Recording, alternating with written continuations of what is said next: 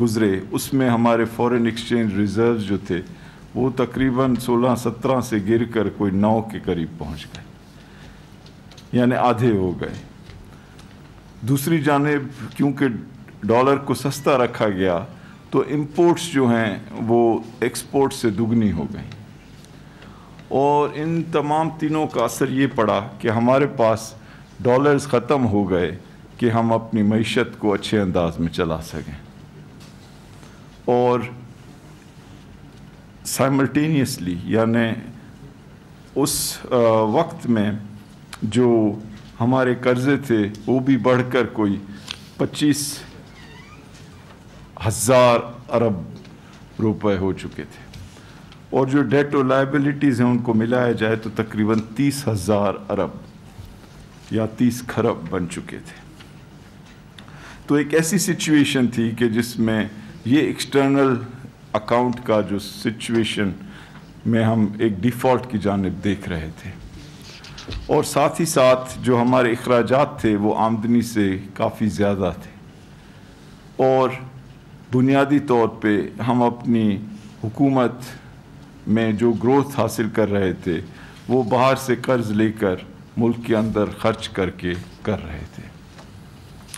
तो ऐसी सिचुएशन में सबसे पहली चीज़ ये थी कि हम मज़ीद जो रिसोर्सेज हैं यानी डॉलर्स जो हैं उनको मोबिलाइज़ करें। तो उसमें हुकूमत ने काफ़ी कोशिश की, और कुछ बायलैटरल यानी कुछ ममालिक से ये लोन्स और डेट ऑयल की रीपेमेंट फैसिलिटी हासिल करके, और साथ ही साथ IMF के साथ एक बड़ा प्रोग्राम तय कर $6 बिलियन का ये मोबिलाइज़ किए गए रिसोर्सेज। और हुकूमत ने ये भी फ़ैसला किया कि टैक्सेस जो हैं उनको बेहतर करने के लिए मज़ीद इक़दाम करें, और सबसे बढ़कर ये कि अपने मुल्क की एक्सपोर्ट्स जो हैं उसको बढ़ाने के लिए अपने बिजनेसेस को मराद दें। तो बिज़नेस सेक्टर के लिए गैस, इलेक्ट्रिसिटी, कर्ज़े, ये तमाम जो हैं हुकूमत ने अपने जेब से पैसे देकर सस्ते किए, और इन वजूहात की बिना पर हम जो हैं अपने इस एक्सटर्नल यानी बैरूनी जो ये इकॉनमी में ख़तरा था उससे हमने निपटा, और ये जो करंट अकाउंट डेफिसिट जो हमें विरसे में मिला था $20 अरब का खसारा, उसे हमने कम कर 3 अरब तक ले आए। तो ये इस हुकूमत का एक बड़ा अहम कारनामा है जो कि पहले साल और ख़ुसूसी तौर पे इस साल 73% कमी की गई इस बड़े खसारे में। दूसरी जो अहम चीज़ की गई इस साल और इससे पिछले साल भी मिलाकर कि 5,000 अरब रुपए कर्ज़ों की हेडिंग में वापस किए गए। तो ये एक बहुत बड़ी चीज़ है कि एक मुल्क माजी के लिए हुए कर्ज़े चाहे वो कितनी भी तादाद में हों वो वापस करे। तो जब हम ये देखते हैं कि आखिर मौजूदा PTI की जो गवर्नमेंट है तो उसने जो कर्ज़े लिए क्यों लिए, वो इस वजह से लिए ताकि माजी के कर्ज़ों का जो बोझ है उसको वापस किया जा सके, और 5,000 अरब रुपए वापस किए गए माजी के कर्ज़ों की मद में। तीसरी चीज़ जो मैं बहुत अहम हुई है इस साल वो बताना चाहता हूँ कि हमने एक बहुत सख्त अंदाज में हुकूमती अखराजात को कंट्रोल किया, और ये शायद ही पाकिस्तान की तारीख़ में हुआ हो कि हमने कंट्रोल इस अंदाज में किया कि हमारा जो प्राइमरी बैलेंस है यानी जो हमारे अखराजात हैं वो हमारी आमदनी से कम हुए, और जो प्राइमरी बैलेंस है वो सरप्लस में गया। ये शायद ही कभी हुआ हो पाकिस्तान की तारीख़ में, और इसके लिए फाइनेंस सेक्रेटरी साहब और तमाम जो फाइनेंस की टीम है उसको मैं खिराज तहसीन पेश करता हूँ। और सबसे बढ़कर ये कि प्राइम मिनिस्टर साहब ने इस एरिया में लीडरशिप दिखाई, और میں جنرل باجوہ کا بھی شکر گزار ہوں کہ ہم نے فوج کی جو بجٹ تھی اس کو فریز کیا یعنی منجمد کیا. تو ایک فلسفہ یہ تھا کہ ہم حکومت کے اخراجات کو کم کر کے پبلک کے لیے جتنے زیادہ پیسے ہوں وہ دیں. تو اب دیکھیں کہ ہم اس چیز میں بھی کامیاب ہوئے. ہم نے پورا سال جو اسٹیٹ بینک آف پاکستان ہے اس سے ٹکا بھی قرض نہیں لیا. ہم نے پورا سال کسی بھی ادارے کو, کسی بھی گورنمنٹ منسٹری, کسی بھی گورنمنٹ ڈپارٹمنٹ کو ٹکا بھی سپلیمنٹری گرانٹ یعنی اضافی گرانٹ نہیں دی. کیونکہ ہم چاہتے تھے کہ پاکستان کے جو پبلک ہے, پاکستان کے جو عوام ہیں, ان کے پیسے کو بہت احتیاط سے خرچ کیا جائے. اور اس کا اثر آپ نے دیکھا کہ کرونا وائرس کے آنے سے پہلے ہم پرائمری سرپلس کی ایریا میں چلے گئے. پھر ہم نے چونکہ یہ کوشش کی کہ ہم اپنے لوگوں کو بنیادی سہولیات دیں, ان کے لیے انفراسٹرکچر یعنی روڈز, بریجز, ہاسپٹلز, اس طرح کی چیزیں بنائیں, اور ہم جتنا ممکن ہو باہر کی دنیا پہ انحصار کم کریں. تو ہم نے ٹیکسز میں ایک بہت اچھی کامیابی حاصل کی, اور کرونا وائرس کے آنے سے پہلے 17% ٹیکسز میں اضافہ ہوا. اگر آپ یہ سوچیں کہ ہم نے امپورٹس کو کم کیا تاکہ ہم اپنے ڈالرز کو بچائیں, تو ان فیکٹ اس امپورٹس کی کمی کی وجہ سے ہمارے ٹیکس ریونیوز میں بھی کمی ہوئی. ورنہ یہ جو رفتار تھی ٹیکسز کے بڑھنے کی ایف بی آر کے اندر, وہ تقریباً 27% جا رہی تھی. اب ٹیکسز میں بھی اضافہ ایک اطمینان بخش تک, ایکسپینڈیچرز یعنی اخراجات میں زبردست کمی اور ڈسپلن, باہر کے جو بھی قرضے ان کو خوش اسلوبی سے واپس کرنا, اور یہ کہ اپنے تعلقات تجارت کی بنیاد پہ دنیا کے ساتھ مینٹین کرنا, اور اپنے ایکسپورٹرز کو مدد دینا کہ وہ ایکسپورٹس بڑھائیں. پانچویں اور شاید ایک بہت بڑی کامیابی اس حکومت کی یہ رہی کہ پرائم منسٹر عمران خان کا جو ویژن ہے وہ یہ ہے کہ ہر چیز کا محور, ہر چیز کا جو سینٹرل پوائنٹ ہے وہ پاکستان کے عوام ہے, اور وہ عوام جو کہ کمزور طبقے سے ہیں, جو بھولے ہوئے ہیں, جن کے لیے ماضی میں بہت کم ایفرٹ ہوا ہے. تو ہم نے کم بجٹ کے باوجود ڈاکٹر سنیا نشتر کی جو منسٹری ہے احساس, اس کا بجٹ ڈبل کیا, اور تقریباً 100 بلین سے 192 بلین ایسے سوشل سیفٹی نیٹس کے لیے رکھے گئے کہ عام آدمیوں تک وہ پیسے پہنچائے جائیں, اچھے انداز میں پہنچائے جائیں, اس انداز میں پہنچائے جائیں کہ ساری دنیا دیکھے کہ اس میں کوئی سیاسی کنسیڈریشن بھی نہیں, کوئی علاقائی کنسیڈریشن بھی نہیں, کوئی مذہبی کنسیڈریشن بھی نہیں, اور صرف یہ کہ پاکستان کے جو غریب یا کم آمدنی والے لوگ, خواتین, خاندان ہیں, ان تک پیسے پہنچائے جائیں. تو یہ ایک بڑی اسٹیپ تھی, اور اسی اسٹیپ اور اسی اسپرٹ کی بنیاد پر جو ہمارے قبائلی علاقوں کے مرج ڈسٹرکٹس تھے ان کے لیے بھی 152 ارب روپے رکھے گئے, اور ہمارا جو پی ایس ڈی پی تھا اس کو بھی 701 ارب سرکار کی طرف سے, اور تقریباً 250 ارب کا ایک تخمینہ لگایا گیا کہ اگر پرائیویٹ سیکٹر کے تھرو مزید پروجیکٹس ہو سکیں. تو یہ ہمارا ایک فلسفہ تھا. دوسری جانب حکومتی آمدنی بڑھانے کے لیے جو نان ٹیکس ریونیوز ہیں, جو بجٹ میں 1.1 ٹریلین یعنی 1100 ارب تھے, اس کو ہم نے سرپاس کیا, اور وہ 1.6 ٹریلین یعنی 1600 ارب کی سطح پہ پہنچے. یہ اتنا بڑا جمپ جو ہے وہ بھی شاید کبھی ماضی میں نہیں ہوا ہو. تو یہ تو وہ اہم باتیں ہیں جو کہ اس سال میں کرونا وائرس کے آنے سے پہلے ہم لوگ حاصل کر پائے. اب کرونا وائرس آیا اور اس نے پوری دنیا کو اپنی لپیٹ میں لے لیا. آئی ایم ایف کی فورکاسٹ ہے کہ 3 سے 4% پوری دنیا کی آمدنی گر جائے گی، اور خصوصی طور پہ جو ملک متاثر ہوں گے وہ ڈیولپنگ کنٹریز ہوں گی، کیونکہ ان کی ایکسپورٹس بھی متاثر ہوں گی اور ان کی طرح پاکستان کی ریمیٹنسز بھی متاثر ہوں گے، کیونکہ ہمارے جو لوگ خلیج کے علاقوں میں یو ایس اور یو کے میں کام کرتے ہیں ان کی آمدنی کم ہوگی یا ان کو بے روزگاری ہوگی وہاں پر، تو ہمارے پاس کم پیسے آئیں گے.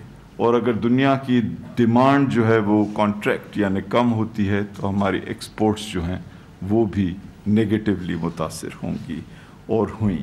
اور اس کی وجہ سے جو ہم نے ایک استحکام اپنے ملک میں اقتصادی طور پہ پیدا کیا تھا وہ بھی متاثر ہوا، اور پاکستان کی جو جی ڈی پی ہے اس کا اندازہ ایک لگایا گیا کہ اس کی وجہ سے کوئی 3000 ارب سے زیادہ اس کو نقصان پہنچا.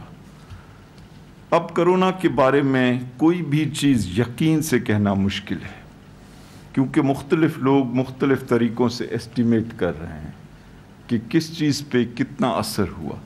لیکن جو چیزیں بلا شبہ جن میں کوئی شک نہیں وہ یہ کہ ہماری آمدنی جو ہے پورے ملک کی جو ہم سمجھ رہے تھے کہ تقریباً 3% تک بڑھ سکتی ہے، وہ اب تقریباً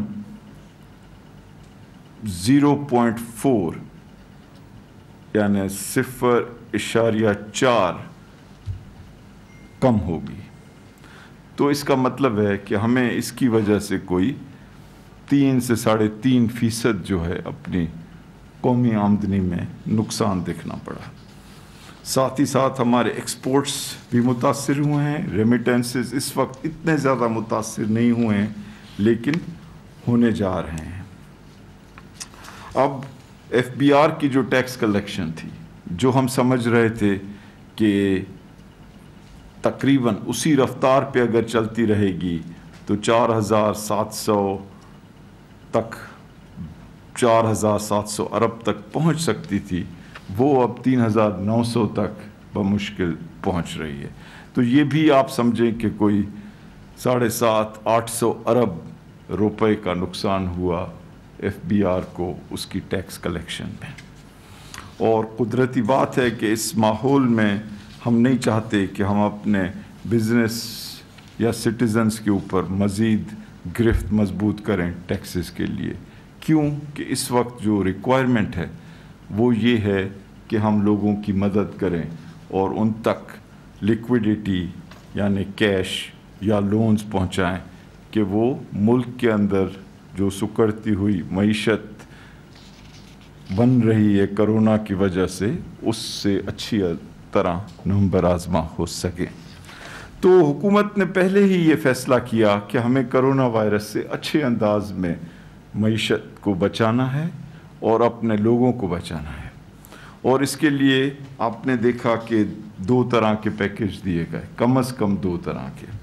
ایک تو یہ کہ 1240 یعنی 1240 ارب کا ایک پیکج دیا گیا. دوسری جانب اسٹیٹ بینک کو سبسڈیز بھی دی گئیں اور ان کے تھرو مختلف پروگرام امپلیمنٹ کرائے گئے کہ لوگوں کو خصوصی طور پہ چھوٹے بزنس کمپنیز کو پیسے میسر ہوں تاکہ وہ اپنے لوگوں کو کمپنیز کے پے رول پہ برقرار رکھ سکیں. جو بڑے پروجیکٹس یا کمپوننٹس تھے اس اسٹیمولس پیکیج کے وہ آپ کو پہلے ہی پتہ ہے، میں مختصراً بتا دوں. ایک تو یہ کہ فیصلہ کیا گیا کہ تقریباً 1.60 کروڑ خاندانوں کو کیش رقم دی جائے ताकि उनका कारोबार ज़िंदगी भी चले और उन पे जो दिक्कत आई हुई है वो उनकी हालत माशी तौर पे बिल्कुल ही तबाहकुन न कर दे। और डॉक्टर साहिबा मौजूद हैं यहाँ, सनिया नश्तर साहिबा, उन्होंने मुझे बताया है कि अभी तक 1 करोड़ ख़ानदानों को पैसे दिए जा चुके हैं, जो कि शायद दुनिया की तारीख़ में एक नुमाया चीज़ है कि इतने अच्छे अंदाज में दिए गए हैं। और सारी दुनिया ने देखा है अपनी आँखों से कि ये आम पाकिस्तानी शहरी जो हैं उनको बिला इम्तियाज़ के दिए गए हैं, हर छोटे शहर, हर कस्बे में पाकिस्तान के। और इसकी तफसीलात अगर आप चाहेंगे तो वो मिल जाएंगी। जब हम इंशाअल्लाह 1 करोड़ 60 लाख लोगों को या ख़ानदानों को देते हैं और अगर 6 से 7 लोग एक ख़ानदान में हैं तो ये समझ लें कि तकरीबन कोई 10 करोड़ पाकिस्तानी शहरी जो हैं इससे मुतासिर होंगे अच्छे अंदाज में। अब आप आ जाएं कि जी इसके अलावा क्या प्रोजेक्ट्स इस पैकेज में दिए गए। आपको पता है कि हमने कोई 2 अरब 280 अरब रुपए की वीट की प्रोक्योरमेंट की, यानी गंदम ख़रीदा किसानों से और ज़राअत के शोबे में पैसे ये 280 अरब रुपए पहुंचाए गए। हाँ, ये हुकूमत की एक पॉलिसी है, हर साल होती है, लेकिन इस साल इसकी तादाद पिछले साल के मुकाबले में तकरीबन दुगनी की गई। और ये भी यकीनी बनाया गया कि ये प्रोक्योरमेंट हो, ताकि जब एग्रीकल्चरिस्ट के हाथ में ये पैसे आएंगे तो वो अपनी ज़रूरियात ज़िंदगी भी पूरी करेंगे और साथ ही साथ अगर उन्हें ट्रैक्टर चाहिए, उन्हें मोटरसाइकिल चाहिए, उन्हें घर बनाना है, उन्हें कोई मवेशी ख़रीदने, उन्हें कुछ भी इन्वेस्टमेंट्स करनी है तो वो करेंगे, उससे इकॉनमी का पहिया जो है चलेगा। फिर आपने देखा कि स्मॉल एंड मीडियम एंटरप्राइजेज़ के जो कारखाने हैं उनके लिए हुकूमत ने कहा कि हम जो भी छोटे कारखाने हैं पाकिस्तान में उनकी बिजली के 3 महीने के बिल हुकूमत भरेगी। ये नहीं कि उनको मौखर किया जाएगा, बल्कि आउटराइट ग्रांट, यानी हुकूमत बग़ैर पैसा वो वापस मांगे उनके दे देगी, ताकि उनकी जो बिज़नेस है उसको रिवाइवल जो है उसको रिकवर होने में मदद मिले। फिर आपने देखा कि हमने ये एक स्कीम लाई 50 अरब रुपए की, जो कि खुसूसी तौर पे ज़राअत के शोबे में है, कि वहाँ पर फर्टिलाइज़र की कीमतें कम हों और लो कस्ट का मुकाबला किया जा सके और फार्मर्स को मज़ीद मराहत दी जा सके। फिर हमने जो यूटिलिटी स्टोर्स हैं तकरीबन उन्हें ये इंस्ट्रक्शन दी गई कि वो 50 लाख ख़ानदानों की बजाय 1 करोड़ ख़ानदानों तक पहुँचे और उनको जो भी रकम चाहिए वो उन्हें दी गई और 50 अरब रुपए एलोकेट किए गए यूटिलिटी स्टोर्स के लिए, ताकि आम लोगों को, कम आमदनी वाले लोगों को, दरमियाने आमदनी वाले लोगों को ये सहूलियत मिले। और जो खाने पीने की अहम चीज़ें थीं, यानी आटा, चावल, दाल, घी, शक्कर, वो जो भी रेट्स थे मार्केट में उससे कम कीमत पर दिए गए। और रमज़ान शरीफ के दौरान ये ही सब्सिडी मज़ीद कोई 15 से 20 आइटम्स पर भी दी गई। मेरे ख़्याल में लोग ख़ुद ये फ़ैसला कर सकते हैं कि ये जो प्रोग्राम था कितना अच्छा था और इसमें किन लोगों को किस हद तक मदद मिली। अब इसके अलावा भी मुख्तलिफ़ पैकेजेस दिए गए। नया पाकिस्तान, यानी जो कमज़ोर और कम आमदनी वाले लोग हैं उनके लिए प्राइम मिनिस्टर साहब का एक विज़न है कि उन्हें घर बनाने में सहूलियत दी जाए और 30 अरब रुपए रखे गए हैं उसके लिए कि उनकी जो पेमेंट है घर की उसमें ये मॉर्गेज देने में मदद हो, تاکہ وہ خود ایک گھر کے مالک بن سکیں.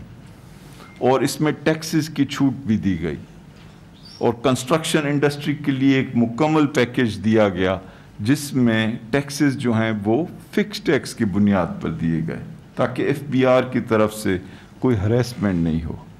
اور ٹیکسز جو ہیں ان کی جو ریٹ ہے اس کو کافی حد تک کم کیا گیا. اور ایک اور اس سے بھی اہم بات یہ ہے کہ جو یہ نیا پاکستان کے تحت چھوٹی آمدنی والے لوگوں کے لیے جو گھر بنیں گے ان کو اس کم ٹیکس میں بھی 90% کی چھوٹ دی گئی. یعنی اگر شروع میں ٹیکس 5,000 ہے اور بعد میں اس کو 2,500 کر دیا گیا تو 90% کی چھوٹ کر کے اس کو 250 کر دیا گیا. تو 5,000 کی بجائے 250 ہو گیا ٹیکس تاکہ جو بھی لوگ خریدیں ان پہ یہ بوجھ نہیں پڑے. اور 30 بلین رکھے گئے کہ جس میں مورگیج پیمنٹ میں حکومت ان کی مدد کرے. اور ساتھ ہی ساتھ پرائم منسٹر صاحب نے فیڈرل اور صوبائی حکومتوں سے کہا ہے کہ وہ لینڈ بینک بنائیں تاکہ سرکاری زمین کے اوپر یہ جو کم آمدنی والے لوگوں کے گھر ہیں وہ بن سکیں. جی یعنی جو بھی زمینیں ہیں ان کی انوینٹری بنائی جائے, ان کو کنٹرول میں لایا جائے. ان کے اوپر اگر کوئی کچھ لوگ قابض ہیں یا کوئی ان میں کوئی پراپرٹی رائٹس کا ایشو ہے تو ان کو درست کر کے اس کام کے لیے ریکور کیا جائے. تو یہ جو ہیں تمام چیزیں آپ کے سامنے پیش کی. کچھ چیزیں میں بتاؤں کہ جس طرح میں نے کہا کہ جو ہمارا اوور آل جی ڈی پی کا گروتھ ہے جو سال مکمل ہو رہا ہے اس کا ایسٹیمیٹ 0.4% ہے. اور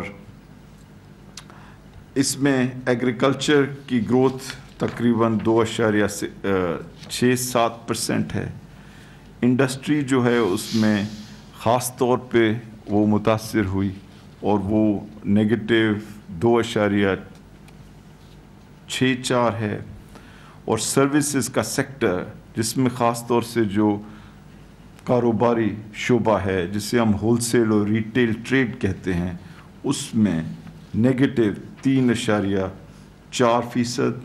اور ٹرانسپورٹ اور کمیونیکیشن کیونکہ کرونا وائرس کی وجہ سے متاثر رہا اور لاک ڈاؤن ہوئی اور ریلوے اور ایئر ٹرانسپورٹ اور روڈ ٹرانسپورٹ بند رہی تو اس میں بھی جو گروتھ ہوئی وہ منفی تھی -7.1%. تو یہ جو ہیں بیسک پوائنٹس ہیں. مینوفیکچرنگ کے اندر کافی کمی ہوئی -22.9% ایئر آن ایئر مارچ 2020. اور فسکل ڈیفیسٹ کو ہم نے پھر بھی ایک مینیجبل سطح تک رکھا اور جولائی سے لے کر مارچ تک یہ 4% رہا جی ڈی پی کا جبکہ پچھلے سال یہ 5.1% تھا جی ڈی پی کا. اور جس طرح میں نے کہا کہ پرائمری بیلنس کو ہم نے سرپلس میں رکھا تھا 194 بلین یا 0.5% positive of G D P جبکہ یہ پچھلے سال -1.2% تھا. اب میرے خیال میں اپنے کامنٹس جو ہیں ان کو کنکلوڈ کروں گا تاکہ ہم Q&A کر سکیں. ہماری کوشش یہ ہے کہ آنے والا بجٹ جو ہے اس میں ہم لوگوں کو مزید مراعات دیں, مزید ریلیف دیں. کرونا وائرس سے ڈیل کرنے کے لیے ہمارے جو سوشل سیفٹی نیٹس ہیں ان کو ہم مزید فنڈنگ دیں تاکہ وہ لوگوں تک پہنچ سکیں اور ہم اپنی انڈسٹری کو جو ہے اچھے انداز میں ٹریٹ کریں. خصوصی طور پہ نئے ٹیکسز نہیں لگائے جائیں اور جو ٹیکسز ہیں ان کو بھی ریویو کیا جائے اور ان میں کمی لائی جائے تاکہ اکنامک انسینٹیوز ملیں لوگوں کو کہ وہ اس سچویشن سے بہتر انداز میں نپٹ سکیں. تو وی آر ہیئر.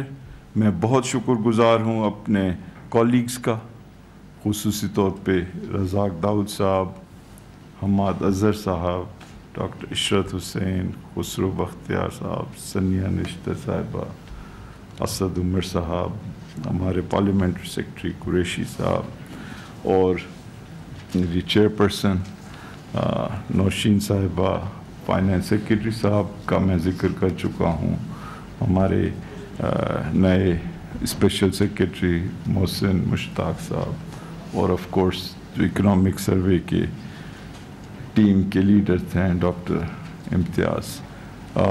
اگر میرے ذہن سے کوئی نام اس وقت نکل گیا ہے تو جیسے ہی وہ نام یاد آ جائے گا اس کا بھی آپ کو مینشن کر دوں گا. اوکے جی، thank you very much. Sir Kayani سب ڈاؤن سے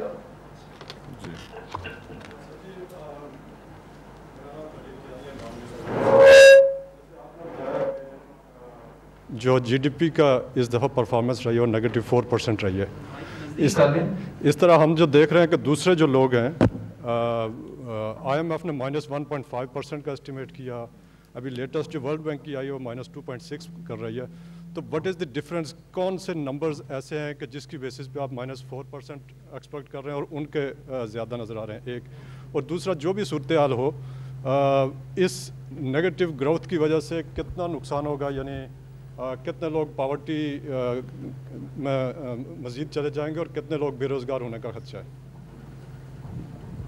اس طرح میں نے شروع میں ہی کہا کہ کرونا وائرس کے اثرات جو ہیں ان کو کوانٹیفائی کرنا، یعنی ان پہ کوئی نمبر لگانا اتنا آسان نہیں. اور چونکہ یہ چیز ابھی انفولڈ کر رہی ہے تو حتمی طور سے نہیں کہا جا سکتا کہ یہ کس رفتار سے بڑھے گی اور کب اس کا خاتمہ ہوگا. اور ساتھ ہی ساتھ یہ کہ اس کی وجہ سے جو سوشل ڈسٹنسنگ ہے یا لاک ڈاؤن کے جو طریقہ کار ہیں مختلف، وہ کس انداز میں آگے بڑھیں گے. حکومت نے کوشش کی ہے کہ ایک بیلنس اسٹرائک کیا جائے، ایک جانب اپنے لوگوں کو پروٹیکٹ کرنے کے لیے، ان کو سیفٹی دینے کے لیے اس بیماری سے، اور دوسری جانب ان کی اکنامک جو کنڈیشن ہے اس کو بالکل بہت خراب ہونے سے بچانے کے لیے. تو ایک جانب یہ لیکوڈیٹی دی گئی ہے اور ان کو پے رول کے لیے سبسیڈائزیشن کی گئی ہے اور مزید مراحت دی جا رہی ہیں. آپ نے بالکل درست فرمایا کیانی صاحب کہ مختلف اداروں نے اور مختلف اکانومسٹ نے ایک رینج دی ہے ایسٹیمیٹس کی، اور یہ یہی ظاہر کر رہی ہے کہ ہم اس وقت اس پوزیشن میں نہیں ہیں کہ کانفیڈنس سے، اعتماد سے کہہ سکیں کہ اس کا رزلٹ کیا ہوگا. جو ہم نے نمبرز یوز کیے ہیں یہ ہماری بیورو آف اسٹیٹسٹکس یا پلاننگ کمیشن اور جو نیشنل اکنامک باڈی ہے ہماری NEC، اس کے ہیں کہ جی یہ -0.5% ہوگا. IMF نے جو نمبر استعمال کیا تھا جس طرح آپ نے کہا وہ تقریباً -1.5% ہے، اور ورلڈ بینک کی ایک ابھی حال ہی میں ایسٹیمیٹ آئی ہے جو تقریباً -2.5% تک ہے. تو یہ مختلف ایکسپرٹس ہیں، سب کی نیت اچھی ہے، سب کا ڈیٹا جو ہے تقریباً ایک جیسا ہے، لیکن وہ مختلف اسمپشنس لگا رہے ہیں on the magnitude and severity and duration of the corona virus, اور یہ کہ وہ جو اپنی طرف سے سمجھ رہے ہیں کہ مختلف سیکٹرز پہ کیا اثرات ہوں گے، ان کے جو انٹرنل ایکسپرٹس ہیں وہ بتا رہے ہیں. میرے خیال میں اگلے 30 دن میں جب یہ جون کا سال مکمل ہو جائے گا تو ہمیں بہتر اندازہ ہوگا. क्योंकि कभी कभी कोई सरप्राइजिंग रिजल्ट भी आ रहे हैं। जैसे आपने देखा कि मई के महीने में इनफैक्ट एक्सपोर्ट्स जो हैं हमारी वो बढ़ी। तो ये बैकलॉग ऑर्डर्स का है या कुछ, ये रज़ाक दाऊद साहब आपको बता सकेंगे। तो मैं तो फ़कत एहतियात बरत रहा हूँ कि किसी भी नंबर के ऊपर बहुत ज़्यादा हतमी तौर के ऊपर रिलाय करने की बजाय हमें अपने को ओपन माइंडेड रखना है और देखना है कि किस अंदाज में चीज़ें आगे बढ़ रही हैं। शकील अहमद समानी। शकील साहब, शेख साहब ये फरमाइएगा कि जिस तरह लास्ट ईयर नेगेटिव ग्रोथ रही थी, टैक्स मुहासिल की 0.4% और फिर IMF के प्रोग्राम के अंदर ये 5.5 ट्रिलियन का ओवर एम्बिशियस टारगेट रखा गया। 45% ग्रोथ थी। जैसा आपने कहा कि अगर कोरोना ना आता तो हम 27% तक चले जाते, फिर भी उस टारगेट से काफ़ी कम होता। लेकिन देखने में यह है कि टैक्स कलेक्शन जो है उसमें बेहतरी नहीं आ रही, डिस्पाइट के कई ऐलानात किए गए और जो रिफॉर्म्स लानी थी FBR के अंदर वो भी नहीं आई। कंटिन्यूटी या कंसिस्टेंसी नज़र नहीं आ रही। जिन लोगों से ID कार्ड की शर्त का ऐलान किया गया था कि उनको रजिस्टर करेंगे, उस पर अमल भी नहीं किया गया। तो आप समझते हैं कि जो नए माली साल का भी टारगेट रखा जा रहा है 3.9 या जो तकरीबन रखा जा रहा है कोई 5.1 या 4.9 ट्रिलियन का, तो वो अचीवेबल होगा इस हालात में जब कोरोना से मईशत काफ़ी हद तक मुतासर हो चुकी है और 90% से ज़्यादा डेट टू GDP हो जाएगा, IMF के जो एस्टीमेट्स हैं। तो हम कब तक कर्ज़ों पर रिलाई करते रहेंगे, कब तक कर्ज़ों की बुनियाद पर हम मईशत को चलाते रहेंगे? जी देखिए, मैं आपके सवाल का जवाब का एक हिस्सा मैं दूंगा और फिर चेयरपर्सन जो हैं नौशीन साहबा वो भी उसका जवाब दे सकती हैं। ये कतई आपकी बात दुरुस्त है कि पिछले साल जो टारगेट था वो बहुत एम्बिशियस था, लेकिन ये जो पहला राउंड हुआ रिव्यू का IMF के साथ, इसको इनफॉर्मली 4.8 कर दिया गया था। तो हम ये समझ रहे थे कि हम 4.8 या तो पूरा कर लेंगे या उसके करीब पहुंच जाएंगे। और जिस तरह मैंने कहा कि 17% जो ग्रोथ थी रेवेन्यूज़ की, वो पाकिस्तान के जो माजी में ग्रोथ रही है उसके मुकाबले में तकरीबन ठीक थी, लेकिन जो हमारी रिक्वायरमेंट है उससे कम थी। अब ये भी आप पैटर्न देखें कि आखिरी जो 2 महीने होते हैं उसमें रेवेन्यूज़ अमूमन जो हैं वो औसतन पहले 10 महीने के मुकाबले में बेहतर होते हैं। तो हम ये समझ रहे थे, हम कॉन्फिडेंट थे कि हम 4.7 तक पहुंच जाएंगे, लेकिन अब तो ये बात जो है किसी तरह सेटल नहीं हो सकती क्योंकि कोरोना ने मामलात जो हैं बिल्कुल ऊंधे कर दिए हैं। अब हमने जो टारगेट रखा है वो एस्पिरेशनल टारगेट है, लेकिन हमारा कोई इरादा नहीं कि हम बहुत अग्रेसिवली इसको कलेक्ट करें इस माहौल में। लेकिन ये भी तो मुमकिन नहीं हो सकता कि टैक्स कलेक्शन साहिब हैसियत लोगों से नहीं हो, या ये कि जो लोग बहरहाल जब कोरोना से रिकवर कर जाएंगे और अगर वो अच्छी आमदनी बनाएंगे इंशाअल्लाह, तो वो अपनी हैसियत के बेसिस के ऊपर टैक्स देंगे और यही हमारा गोल है। नौशीन, आप कुछ कहना चाहेंगे? शुक्रिया सर। ये आपको ओवरऑल एग्रीगेट ग्रोथ का तो हफीज शेख साहब ने बता ही दिया है। मैं ये बताना चाहती हूँ कि इस साल जो एक ख़ास चीज़ देखने में आई है और मैं इस मौके का फ़ायदा उठाते हुए आपको बताना चाहती हूँ कि ओवरऑल तो 17% थी, मगर डोमेस्टिक ग्रोथ जो थी वो 27% थी, जिसमें इनकम टैक्स की ग्रोथ की शरह 21%, सेल्स टैक्स में 32%, FED में 24% और ओवरऑल डोमेस्टिक 27% था और इंपोर्ट के रेवेन्यू 7% की शरह से बढ़े। अब हम अगर हम ये देखें तो पिछले 10 साल में आज तक डोमेस्टिक टैक्सेस की ग्रोथ इस शरह से नहीं देखी गई। 2016 में इंपोर्ट की शरह 26, जबकि लोकल डोमेस्टिक टैक्सेस 18% से बढ़े। इसी तरह 17 में 12 और 6 से डोमेस्टिक बढ़े। 18 में 18% سے امپورٹس بڑھی اور ڈومیسٹک 11% سے. پچھلے سال 3 سے امپورٹ بڑھی اور -3 سے domestic growth. So there is a structural shift towards the domestic collection جو کہ ایک اچھی ڈائریکشن ہے کسی بھی ایک ٹیکس کے نظام سے. اب کسی کو یہ اندازہ نہیں تھا کہ اس اسٹرکچرل چینج میں جبکہ ہمارا انحصار امپورٹ پہ کم اور اپنے ڈومیسٹک ٹیکسز کی طرف اچھا جا رہا ہے, مثبت رجحان ہے, تو کووڈ کی وجہ سے ابھی بھی آپ دیکھیے کہ ہماری شرح جو ہے ڈومیسٹک کی ابھی بھی 14.5% پہ برقرار ہے, جو کہ ان حالات میں ایک حیران کن بات لگتی ہے. اور کووڈ کے بعد 17% سے ہمارے اوور آل گروتھ 13% پہ گئی, اپریل میں 11, مئی میں 6 اور جون میں ہم اینٹیسپیٹ کرتے ہیں کہ 2% پہ آئے گی.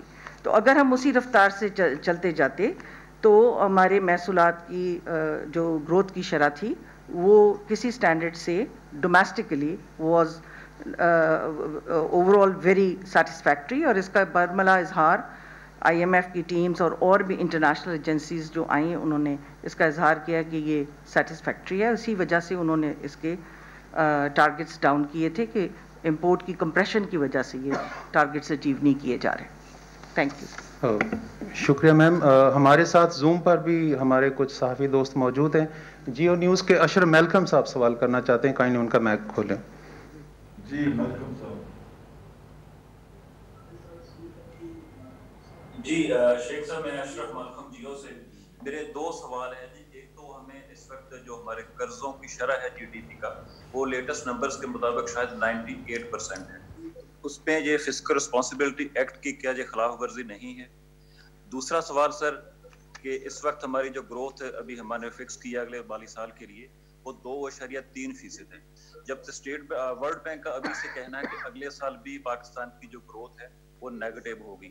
ہماری پروجیکشنز غلط ہیں یا ورلڈ بینک کی پروجیکشن غلط ہیں؟ پچھلے سال بھی ایسا تھا, ہماری پروجیکشن پازیٹیو تھی لیکن IFIs کی پروجیکشن نیگیٹو تھی, آخر پہ نیگیٹو ہی نکلی.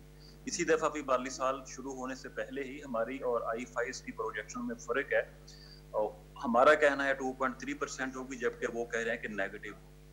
کس کی کیلکولیشن غلط ہے؟ ہماری کیلکولیشن میں بھی پرابلم ہے یا IFIs کی کیلکولیشن میں بھی پرابلم ہے؟ اگر ان کی کیلکولیشن ہماری اکانومی کے بارے میں غلط ہے تو کیا حکومت پاکستان یا فائنانس منسٹری ان سے ٹیک اپ کر رہی ہیں چیزیں؟ دیکھیں یہ دونوں بہت اچھے سوالات ہیں, اور جو نمبر 2 سوال تھا آپ کا کہ مختلف ادارے جو ہیں ان کے ایسٹیمیٹس میں کیوں فرق آ رہا ہے, اس لیے کہ کرونا وائرس ایک ایسی چیز ہے جس سے پہلے کبھی نہیں نپٹا گیا, تو ہر ادارہ یا ان کے ایکسپرٹس جو ہیں وہ اپنے انداز میں کیلکولیٹ کر رہے ہیں. لیکن میں آپ کو یہ بات بتاؤں اشرف صاحب کہ جب بھی کوئی میٹنگ ہوتی ہے تو اس میں ان تمام اداروں کے نمائندوں کو بھی بلایا جاتا ہے. تو ورلڈ بینک کے جو ایکسپرٹس ہیں وہ بھی ہمارے ساتھ میٹنگ میں شامل ہوتے ہیں, ایشین ڈیولپمنٹ بینک کے, ہمارے اپنے جو تھنک ٹینک ہیں, اسٹیٹ بینک ہے, پائیڈ ہے, فائنانس منسٹری ہے, پلاننگ منسٹری ہے, بیورو آف اسٹیٹسٹکس, اور سب مل کے کوشش کرتے ہیں کہ سمجھ سکیں کہ کیوں یہ ویریشن آ رہی ہے. اس میں کوئی سازشی پہلو نہیں ہے, یہ فقط ایک پیشہ ورانہ جو ہے ڈفرینسز ہوتے ہیں لوگوں کے, اور آخرکار جو حقیقت ہے وہ آ جاتی ہے. یہ فوری نہیں آتی ہے, تو 3 مہینے بعد جب نمبرز فائنل ہوتے ہیں تب آ جاتی ہے. تو انشاءاللہ وہ آئے گی. جہاں تک پاکستان کے ڈیٹ کا ایشو ہے تو وہ 88% کے قریب ہے اس وقت ڈیٹ ٹو GDP ریشو. اور آپ درست فرما رہے ہیں کہ ہر حکومت کو یہ دقت رہی ہے کہ جو ایک لیجسلیٹیو یا قانونی ریکوائرمنٹ ہے کہ ہم 60% سے اوپر نہ جائیں, وہ کوئی بھی نہیں حاصل کر سکا ہے. اور جس طرح میں نے کہا کہ اس گورنمنٹ کے لیے خصوصی طور پہ ورثے میں ایک مسئلہ ملا ہے کہ قرضوں کی تعداد پہلے ہی زیادہ ہے اور ان کو واپس کرنے کے لیے قرض لینا پڑ رہا ہے. اور جس طرح میں نے کہا کہ 5,000 ارب روپے دیے گئے, कर्ज़ों की वापसी में, और आने वाले साल में मज़ीद 3000 अरब जो हैं वो बजट किए गए हैं वापसी के लिए। मेरे साथ जो मिनिस्टर हैं इकनॉमिक अफेयर्स के, जो इन बैनुल-अक़वामी अदारों के साथ डील करने की बुनियादी ज़िम्मेदारी भी उन पर है, मैं उन्हें रिक्वेस्ट करूँगा कि वो थोड़ा जो है इस इशू के ऊपर आप लोगों को ब्रीफ भी कर दें, और क्योंकि ये एग्रीकल्चर और फूड सिक्योरिटी के मिनिस्टर भी रह चुके हैं और एग्रीकल्चर एक बहुत अहम शोबा है, उसके बारे में भी अगर ये मुख्तसरन ब्रीफ कर दें कि हुकूमत की क्या जो हैं इस वक्त प्रायोरिटीज़ हैं। बिस्मिल्लाहिर्रहमानिर्रहीम। जैसा कि आपको इल्म है कि पाकिस्तान की मईशत के ऊपर सबसे बड़े चैलेंजेस हमारा एक्सटर्नल फाइनेंशियल पोजीशन रही। जैसा आपने देखा, करंट अकाउंट डेफिसिट की वजह से हमें इदारों के पास जाना पड़ता है। तो सबसे पहले तो करंट अकाउंट डेफिसिट इस साल आपका 3.3 पर ख़त्म होगा। एक्सटर्नल डेट जो हमारा है इस वक्त वो तकरीबन 76.5 अरब डॉलर है। लेकिन इसमें मैं आपको दो चीज़ें बताना चाहूँगा कि 2008 के अंदर ये हमारा 41 बिलियन से 2008 से 2013 तक ये 41 अरब डॉलर था, जहाँ से ये 48 अरब पे चला गया। मगर 2013 से 2018 तक ये 48 अरब से 73 अरब डॉलर पर चला गया। और इस 73 अरब डॉलर जो इजाफा हुआ, इसके अंदर सबसे ज़्यादा इजाफा जो किया गया वो बॉन्ड्स और कमर्शियल डेट। ये बड़ा महंगा डेट होता है और शॉर्ट टर्म होता है, और तकरीबन 15 अरब डॉलर कमर्शियल और बॉन्ड में लिए गए, जो शॉर्ट टर्म इस हुकूमत को देने पड़ते हैं फिर वापस, उसका दुरानिया थोड़ा होता है। इसी हुकूमत ने जब ये आई, और हाल ही में आपने देखा कि वज़ीर आज़म ने जब ये अपील की डेट रिलीफ की G20 को, तो 1.8 अरब डॉलर की हमें वहाँ से एक स्पेस मिली। और मैं पूरी दुनिया के आलमी इंटरनेशनल फाइनेंशियल इंस्टीट्यूशन इस वक्त पाकिस्तान के इस्लाहाती प्रोग्राम को सराहते हुए हमारे साथ भरपूर तावन कर रहे हैं। आपने देखा कि IMF ने 1.4 बिलियन दिए कोविड के लिए, और कल एशियन तरक्काती बैंक ने आधा 500 मिलियन, आधा अरब कोविड फाइनेंसिंग के लिए उन्होंने स्पेशल फाइनेंसिंग की, और ये बहुत कम शरह सूद पर 0.5%, 0.5% प्लस लाइबोर पे दी, और ये 15 साल के लिए है, जिसके अंदर 3 साल का ग्रेस पीरियड है। इसी तरह जहाँ करंट अकाउंट डेफिसिट को इस हुकूमत ने मैनेज किया 19 अरब से 3.3 पे, और उसी तरह फिर फॉरेन रिजर्व्स को बिल्ड किया। 9.7 अरब डॉलर पे इस हुकूमत को फॉरेन रिजर्व्स मिले, जो इंशाल्लाह इस साल के आखिर तक, एक रफ एस्टिमेट है मेरे पास, कि 18.5 अरब डॉलर से ऊपर हो जाएंगे इंशाल्लाह। इससे आपकी जो कमर्शियल, इसमें कमर्शियल भी हैं और स्टेट बैंक दोनों के, जी, तो इससे आपको अंदाज़ा हो सकता है कि पाकिस्तान के ऊपर जब भी मईशत को जो शॉक्स मिले हैं वो आपके एक्सटर्नल फाइनेंशियल पोजीशन की वजह से मिले हैं, बैलेंस ऑफ पेमेंट के गैप से मिले हैं, करंट अकाउंट डेफिसिट की वजह से मिले हैं। उनको इस हुकूमत ने बड़े ही बेहतर तरीके से इस तरफ ले आए हैं कि इंशाल्लाह हम एक मुस्तहकम पोजीशन पे हैं। और साथ ही कोविड की वजह से मईशत का पहिया चलाना, और उस पहिए के अंदर ज़राअत को लेके आगे चलना, जिससे मईशत के अंदर बेहतरी आए, रोज़गार मुहैया हो, उसके लिए 50 अरब का एक फिस्कल स्टिमुलस दिया गया है।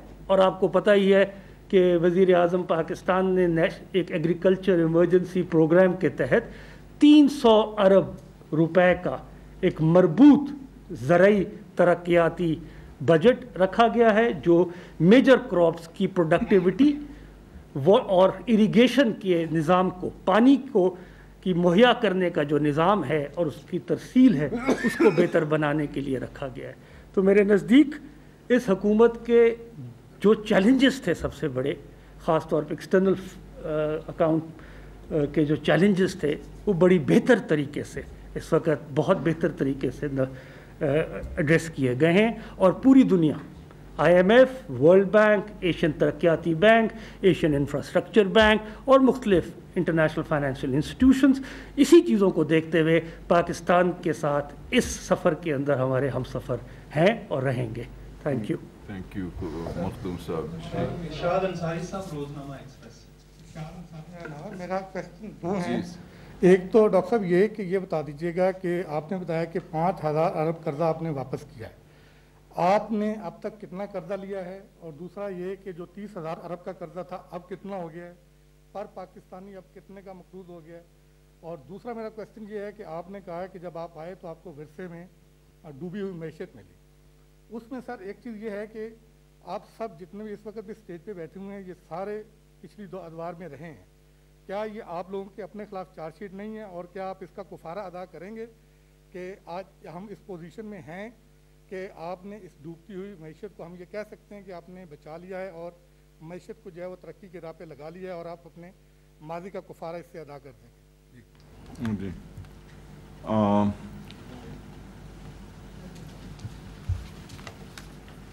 और कोई भी ले लें क्वेश्चन ताकि 2-3 जमा हो जाएं तो फिर उनका जूम पे सना वाला डॉन न्यूज़ से क्वेश्चन करना चाहता है, माइक ऑन। चलिए फिर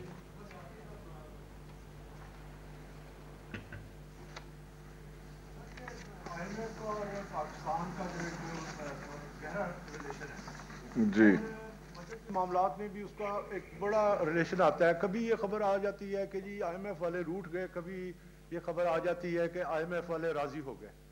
तो ये मुझे बताइए कि इस वक्त जो IMF का जो प्रोग्राम है उसकी रियल पोजीशन क्या है, और क्या जो सरकारी मुलाजमीन के हवाले से पिछले दिनों आया था कि उनकी तनख्वाहें बढ़ रही हैं, फिर ये आया कि वो नहीं बढ़ेंगी, तो इस हवाले से आप कोई वजाहत करेंगे? एक्सप्रेस ट्रिब्यून से सर जवाब पहले जवाब देंगे या नहीं बताएं, सवाल बताएं।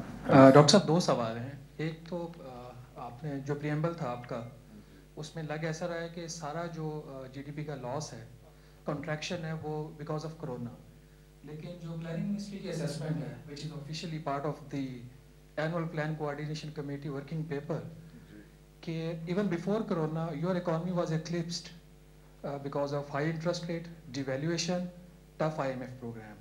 तो वो तो सारी जिम्मेदारी कोरोना पे डालने को तैयार ही नहीं है। इसके ऊपर आपकी क्या असेसमेंट है? सेकेंडली आपने फरमाया आपने ऑस्टेरिटी की और एडिशनल बजट नहीं आपने जारी किया, एक्सेप्ट कल गालबन ECC ने कुछ एडिशनल ग्रांट्स भी दी हैं।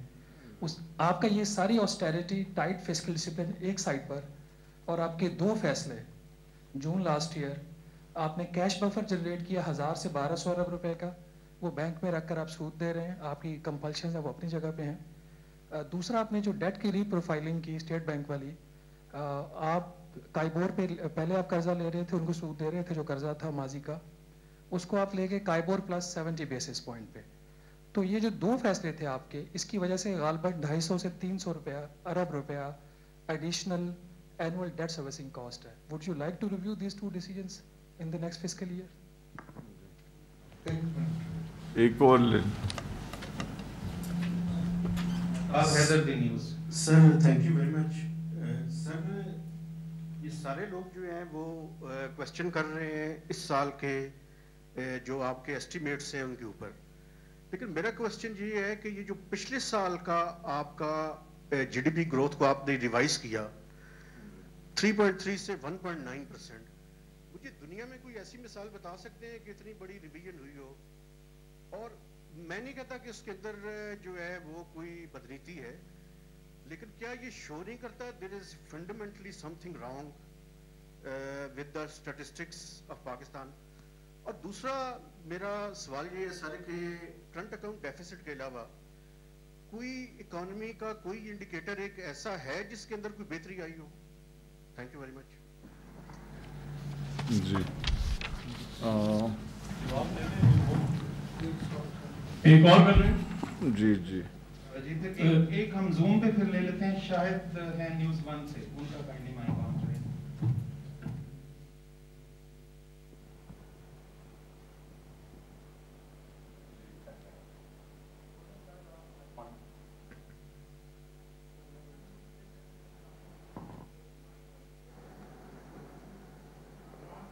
وہاں سے ان میوٹ کریں, آپ کی آواز نہیں آ رہی ہے. ان میوٹ کریں اپنے آپ. ہلو ہلو, اب آ رہی ہے آواز. گزشتہ دور حکومت میں بھی مشیر خزانہ رہے ہیں, اور پیپلز پارٹی دور میں جو فوکس تھا وہ زیادہ rural economy, urban rural economy پہ تھا. لیکن گزشتہ کئی سالوں سے دیکھا جا رہا ہے کہ جو بھی حکومت آتی ہے, اب یہ تحریک انصاف کی حکومت تیسرا بجٹ پیش کرنے جا رہی ہے, لیکن اس کا جو فوکس ہے وہ بھی اب اربن اکانومی پہ ہے. کیونکہ اگر آپ رورل اکانومی کو بوسٹ نہیں کریں گے, اس وقت تک آپ کی اربن اکانومی نہ بوسٹ ہوتی ہے, نہ آپ کا نچلے سطح پہ کسان جو ہے اس کی اکانومی بہتر ہوتی ہے, نہ ملک جو ہے وہ ترقی کر سکتا ہے. ہماری فصلوں کی جو پیداوار ہے وہ روز بروز سکڑتی جا رہی ہے. آپ کپاس کی پیداوار دیکھیں, گندم کی رواں سال جو پیداوار ہوئی ہے انتہائی کم ہوئی ہے. میں خود کاشتکار ہوں. تو اس طرح آپ کا جو یہ موجودہ بجٹ ہے اس میں بھی کوئی ایسی چیز نظر نہیں آ رہی کہ جس میں آپ کسانوں کو کوئی بینیفٹ دیں, تاکہ کسان جو ہے وہ بہتر ہو سکے, ان کی اکانومی بوسٹ ہو سکے, اور ملک جو ہے وہ ترقی کی راہ پہ گامزن ہو سکے. کیونکہ ہمارے پاس دیکھا جاتا ہے کہ ارد گرد ہمیشہ شوگر والے یا کوئی اور مافیاز بیٹھے ہوتے ہیں جو اپنے بینیفٹ لے جاتے ہیں, کسان بیچارہ وہاں کا وہی رہتا ہے, اس کے بارے میں کوئی بھی نہیں سوچا جاتا. جی کوشچن آ گیا, بہت شکریہ. ایک کوشچن اور لے لیں. جی جی شیر صاحب. جی جی جی جی جو لیٹسٹ سچویشن ہے مارکیٹ میں وہ دیکھیں اگر, تو یہ پتہ چلتا ہے کہ بینکوں میں ڈپازٹس بڑھ رہے ہیں. 15% ڈپازٹس ابھی کچھ دنوں میں بڑھ گئے ہیں. یہ جو ڈپازٹس بڑھے ہیں ان کا جائزہ لیا گیا تو پتہ چلا کہ یہ بینکوں کی اپنی اور مارکیٹ میں انویسٹمنٹ جو کرنا چاہتے ہیں ان کی لیکوڈیٹیز کو پروموٹ نہیں کر رہے. اس کی وجہ سے گورنمنٹ پہ یہ ایک نیا پالیسی پریشر آ گیا ہے کہ آیا اگر آپ کے پاس ٹیکسز نہیں ہوں گے, جیسے کہ آپ نے پالیسی بیان کی کہ ہم ریلیف زیادہ دیں گے, ٹیکس کم لگائیں گے, تو اس صورت میں تو آپ کو نوٹ پرنٹ کرنے پڑیں گے. کیا آپ نوٹ پرنٹ کریں گے؟ چلیں ان کے میں کوشش. جی سر, میرا دلک جنگ سے ہے, تنویر ہاشمی میں نام ہے. میری کوشچن سر یہ ہے کہ اگر کرونا نہ ہوتا تو کیا جو جی ڈی پی کا ہدف تھا 3.3%, ہم اس کے کس لیول تک جاتے, کیا وہ ہم حاصل کر سکتے تھے؟ کیا سارا امپیکٹ کرونا کا ہی آیا ہے جو یہ 0.4% چلا گیا؟ ایک چیز. اور دوسری, کرونا کی وجہ سے جو ہماری ایکسپورٹس کے اوپر جو افیکٹ آیا ہے یہ کن کنٹریز کا سب سے زیادہ آیا؟ اور چائنا کے اندر چونکہ حالات زیادہ اچھے ہو چکے ہیں اب, تو کیا چائنا کے ساتھ ہماری ایکسپورٹ جو ہے وہ اب بہتر ہو گیا ہے, اور کیا اس کا امپیکٹ زیادہ چائنا کا ہے یا دوسرے ممالک کا ہے؟ Thank you. چلیں میں جو سوال اٹھائے گئے ہیں ان میں سے کچھ کے جوابات میں دینے کی کوشش کروں گا, اور کچھ خصوصی طور پہ ایکسپورٹس کے بارے میں رزاق داؤد صاحب ہمارے کامرس منسٹر دیں گے, اور پھر میں سنیا نشتر صاحبہ سے بھی ریکویسٹ کروں گا کہ وہ بتائیں کہ کس انداز میں اس بہت اہم ایریا کہ پاکستان کی پبلک جو ہے اس کے انٹرسٹ کس طریقے سے پروٹیکٹ کیے جائیں. کیونکہ آپ نے سوال کیا کہ کرنٹ اکاؤنٹ ڈیفیسٹ کے علاوہ مزید کون سے ایریاز ہیں, تو میرے خیال میں وہ آئیڈینٹیفائی کرنے کی کوشش کروں گا اور پھر انہیں بھی دعوت دوں گا کہ وہ بتائیں. دیکھیں, پہلی چیز یہ ہے کہ یہ جو سوال اٹھایا گیا کہ جو پچھلا سال یعنی 2018-19 کا جو ایسٹیمیٹ تھا جی ڈی پی کا, اس میں جو ڈاؤنورڈ ایڈجسٹمنٹ کی گئی, اس کی تعداد جو ہے, اس کی جو اماؤنٹ ہے اتنی نہیں ہونی چاہیے تھی, کیونکہ اگر آپ ایک 9 مہینے بعد ایسٹیمیٹ لگا رہے ہیں تو it should very but not by such amount. I agree with you. لیکن میں پہلی بات تو یہ ہے کہ جو بھی ہمارے انڈیپینڈنٹ بیورو آف اسٹیٹسٹکس نے نمبر دیا, ہم نے اس کو ایز از آپ کے سامنے پیش کر دیا. ہمارے ذہن میں بھی سوالات تھے, وہ پوچھے بھی گئے, لیکن اس حکومت کی یہ پالیسی ہے کہ ہر چیز جو ہے اس میں آنیسٹی, سچائی اور ٹرانسپیرنسی یعنی شفافیت ہو. اور اسی لیے یہ بیورو آف اسٹیٹسٹکس ایک وقت میں فائنانس منسٹری کے نیچے ہوتا تھا, لیکن ہم نے کہا کہ چونکہ فائنانس منسٹری بنیادی طور پہ ملک کی معیشت کی ذمہ دار ہے, اس لیے किसी को ताकि ये ख़दशा नहीं हो कि ब्यूरो ऑफ स्टैटिस्टिक्स उनसे असर अंदाज हो रहा है, तो उसको हटाकर प्लानिंग मिनिस्ट्री के अंडर किया गया। और इनफैक्ट वो उसूली तौर पे किसी भी मिनिस्ट्री के अंदर उस अंदाज में नहीं है, क्योंकि उनका अपना एक अलग इंडिपेंडेंट उनकी इंडिपेंडेंट हैसियत है। लेकिन उन्होंने जो एक्सप्लेन की हैं वो चीज़ें बताई हैं कि किस तरीके से ये डाउनवर्ड रिवीजन हुई, क्योंकि वीट की प्रोडक्शन में या फूड बेवरेज टोबैको ग्रुप में या ऑटोमोबाइल्स में या खुसूसी तौर पे गैस और इलेक्ट्रिसिटी सेक्टर्स के अंदर, तो वो उन्होंने जवाब बात दिए हैं और उसको प्रोफेशनल अंदाज में एक्सप्रेस किया है। लेकिन बहरहाल इससे ये ज़ाहिर होता है कि हमें इंस्टीट्यूशनल डेवलपमेंट मज़ीद करनी चाहिए। अपनी जो डेटा कलेक्शन है खुसूसी तौर पे फील्ड में जो कलेक्ट होती है उसकी क्वालिटी इम्प्रूव करनी चाहिए। हमें जो है अपना बेस जो है उसको अब ज़्यादा किसी नए साल में लाना चाहिए। जिस तरह खुसरो बख्तियार साहब जब थे प्लानिंग मिनिस्टर तो इन्होंने इन्फ्लेशन की बेस बेहतर की थी, हमें इसी तरह से जीडीपी की भी करनी चाहिए और हमें एक क्वार्टरली सीरीज़ भी शुरू करनी चाहिए ताकि लोग इतने गैप के बाद नंबर्स हासिल नहीं करें। तो आई एग्री विथ यू कि ये एक इशू है और इसका हमें कुछ एज अ कंट्री अच्छे अंदाज में इसकी डेवलपमेंट करनी चाहिए। दूसरी चीज़ यहाँ से जो उठाई गई कि जी हमारे IMF के साथ जो ताल्लुकात हैं, देखिए IMF इसलिए नहीं बनाया गया है कि वो पाकिस्तान के लोगों के ऊपर कोई खुसूसी जुल्म करे।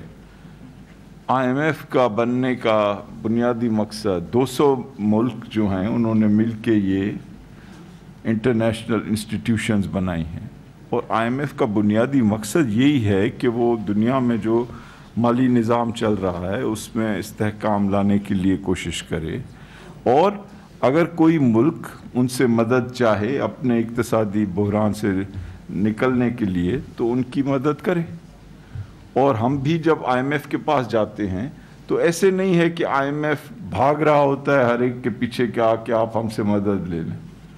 IMF एक बैंक है और हर बैंक की तरह वो चाहते हैं कि जो भी उनसे लोन ले वो उस अंदाज में अपने मईशत को चलाए कि वो लोन वापस करने का अहल हो। तो ऐसी कोई बात नहीं है कि जी IMF कोई नाराज़ है या कभी बन जाता है या कुछ। ये दो प्रोफेशनल अदारे हैं जो पाकिस्तान गवर्नमेंट के रिप्रेजेंटेटिव्स हैं और जो IMF के टीम के मेंबरान हैं, वो बैठ के हर चीज़ अच्छे अंदाज में तय करते हैं। और अभी भी आपने देखा कि जब ये कोरोना वायरस का मसला हुआ तो सबसे पहले वो थे जिन्होंने आके $1.4 बिलियन इजाफी दिए। जब हमने अपने छोटे ताजरान को मराद दी बहुत ज़्यादा और उनसे शनाख्ती कार्ड वगैरह की ये जो रिक्वायरमेंट्स थी उसमें फ्लेक्सिबिलिटी दिखाई, तब भी वो हमारे साथ खड़े रहे। फिर जब हमने कंस्ट्रक्शन का पैकेज दिया जिसमें काफ़ी चीज़ें जो थी उसमें उनको लचक दिखानी पड़ी, वो भी उन्होंने दिखाई। तो कई चीज़ें ऐसी हैं जो हम एक्सपेक्ट करते हैं उनको कि वो हमारी मदद करने के लिए फ्लेक्सिबल हों और कई जगहें ऐसी हैं जहां वो चाहते हैं कि हम फाइनेंशियल डिसिप्लिन के साथ चलें और हमने जो ताल्लुक़ उनसे जोड़ा है वो अपने फ़ायदे के लिए जोड़ा है कि दुनिया देखे कि पाकिस्तान जो है वो एक संजीदा प्रोफेशनल और डिसिप्लिन्ड हैसियत से चल रहा है। क्योंकि अगर हम उस अंदाज में नहीं चलेंगे तो जिन लोगों की खातिर हम यहाँ बैठे हैं हम उनको नुकसान पहुँचा सकते हैं जो कि पाकिस्तान के लोग हैं।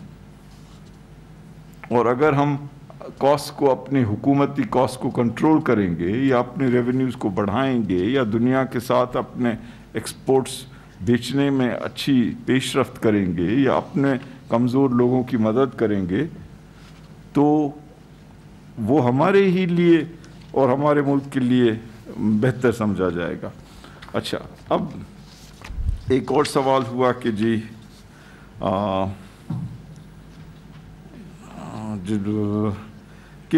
ये करंट अकाउंट डेफिसिट के अलावा और भी कुछ चीज़ें बताएं जहां पर हुकूमत ने अच्छे अंदाज में काम किया है। पहली चीज़ मैंने बताई कि देखें, एक है एक्सटर्नल सेक्टर, जिसका बुनियादी जो मेजर है, जो बुनियादी नंबर है, वो है करंट अकाउंट डेफिसिट। जैसे मखदूम साहब ने बताया, ये पाकिस्तान की सतह का सबसे बड़ा नंबर था, 20 अरब डॉलर, और इस वक्त वो 3 अरब पे हम उसे गिरा चुके हैं। तो ऐसे शायद ही कभी हुआ हो कि इतने अलर्ट अंदाज में इंपोर्ट्स को कम किया गया हो और एक्सपोर्ट्स को बढ़ाने की कोशिश की गई हो। और रज़ाक साहब डिज़र्व्स आवर अप्रिसिएशन, और इनकी जो टीम है। अब दूसरा जो इशू है कि जी आप अपने अखराजात और अपनी आमदनी को कैसे मैनेज कर रहे हैं, और मैंने आपको कहा कि उसका जो बुनियादी नंबर है, जिस तरह फॉरेन सेक्टर का बुनियादी नंबर है करंट अकाउंट, जो डोमेस्टिक सेक्टर का हुकूमती जो इकॉनमी है उसका जो बुनियादी नंबर है वो है प्राइमरी बैलेंस। और मैंने आपको बताया कि ये प्राइमरी बैलेंस इनफैक्ट पॉजिटिव था। ये शायद ही कभी पाकिस्तान की तारीख में हुआ है कि हुकूमत ने अपने अखराजात को इतनी जो है डिसिप्लिन से कम किया कि आमदनी को से कम रखा उसको। तो ये तो मैं नहीं कह रहा हूं, ये आप सब लोग जानते हैं कि तो प्राइमरी बैलेंस को पॉजिटिव करना बहुत ही मुश्किल काम है, क्योंकि उसमें बहुत ताकतवर लोगों को और ताकतवर अदारों को आप नहीं कह रहे हैं, लेकिन इस हुकूमत ने ये किया और प्राइमरी बैलेंस को पॉजिटिव किया। अच्छा, तीसरी चीज़ लें कि हम किस को रिप्रेजेंट कर रहे हैं। हम तो पाकिस्तान के अवाम को रिप्रेजेंट कर रहे हैं। उनके वोट्स की बुनियाद पर खान साहब आए हैं गवर्नमेंट में,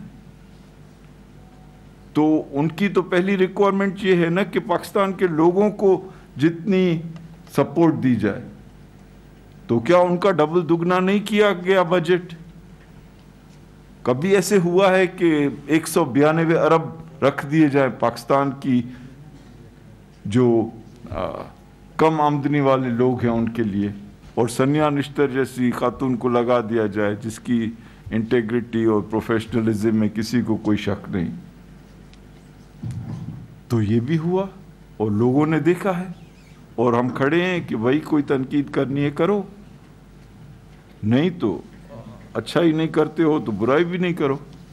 फिर उसके बाद, और मैं उनसे कहूँगा कि वो आपको बताएं, फिर देखें कि एक्सचेंज रेट का जो पूरा निज़ाम है उसके अंदर इस्तेहकाम लाया गया। एक्सचेंज रेट को जब इन्होंने आर्टिफिशियली मसनूई तौर पे बढ़ा के रखा तो क्या असरात हुए कि इंपोर्ट सस्ती हो गई, और उसकी वजह से हर पाकिस्तानी हर चीज़ बाहर की खरीद रहा है।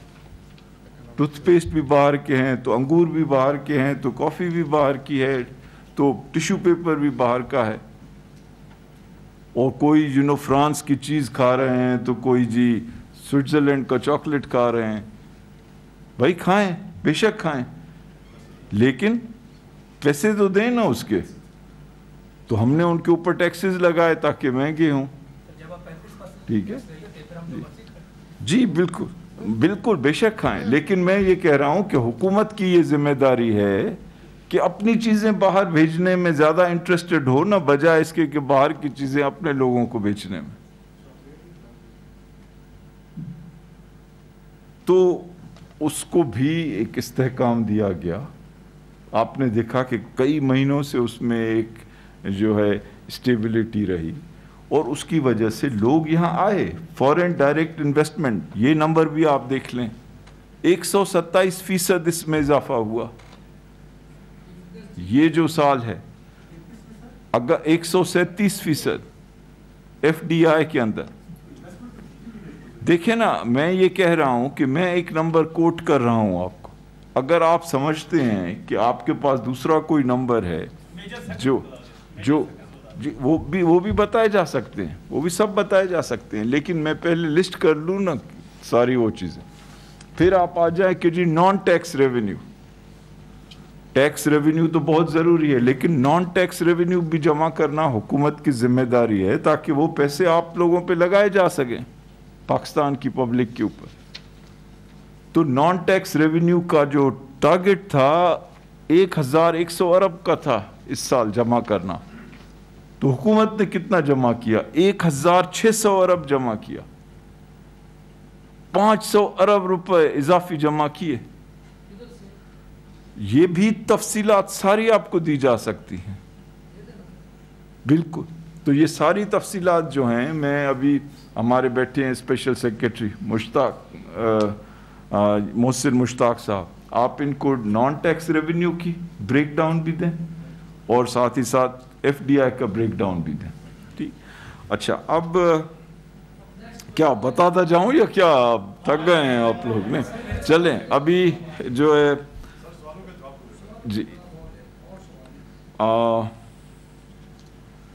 یہ سوال ہوا کہ جی قرضوں کا بھی بتا تھا, سب بتاؤں گا. ابھی آپ کہیں جا تو نہیں رہے ہیں نا؟ ٹھیک. دیکھیں جی دیکھیں, بات یہ ہے کہ جو نوٹ چھاپنا جو ہے وہ انفلیشنری ہوتا ہے, اس کی وجہ سے زیادہ پیسے جو ہیں وہ چیزوں کو چیز کر رہے ہوتی ہیں. Too much money chasing too few goods, اس کو انگریزی میں کہتے ہیں.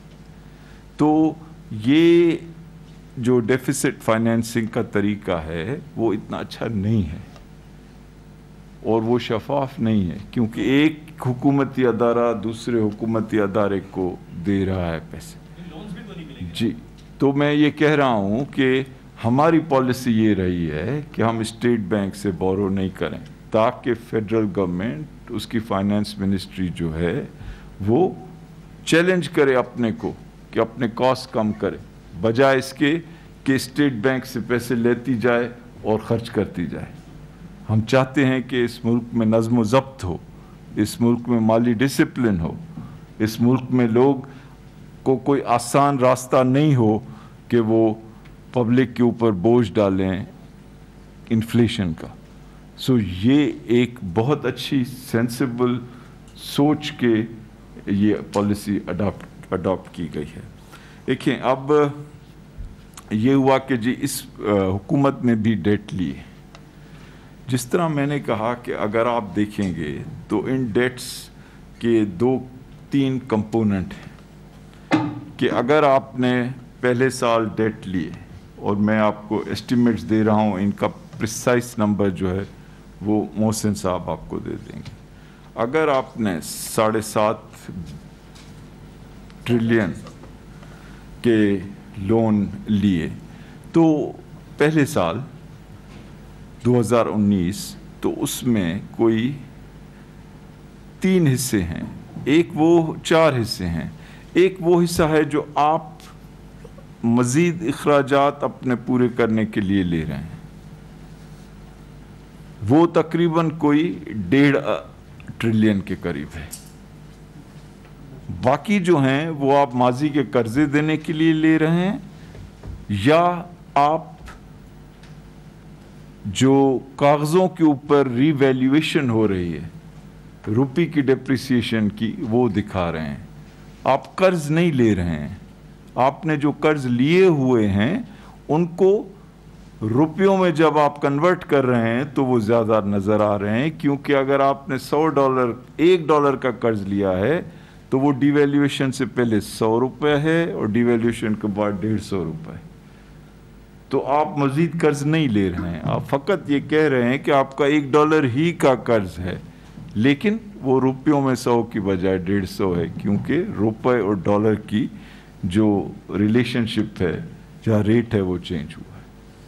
اسی طرح سے جیسے آپ نے کہا کہ اس میں سے 1 ٹریلین سے بھی زیادہ جو ہے وہ ایک کیش بفر کے طور پہ, وہ مزید قرض نہیں ہے اس انداز میں. اس سال جو گزرا ہے تو اس میں تو بالکل ہی جو پچھلا سال تھا اس کے مقابلے میں آدھے سے بھی کم ڈیٹ میں اضافہ ہوا. और अगर ये 3.25 या 3.5 ट्रिलियन का इजाफा हुआ तो उसमें से आपको मैंने बताया कि बुनियादी तौर पर 2.7 ट्रिलियन जो है वो तो इंटरेस्ट और डेट की पेमेंट में है।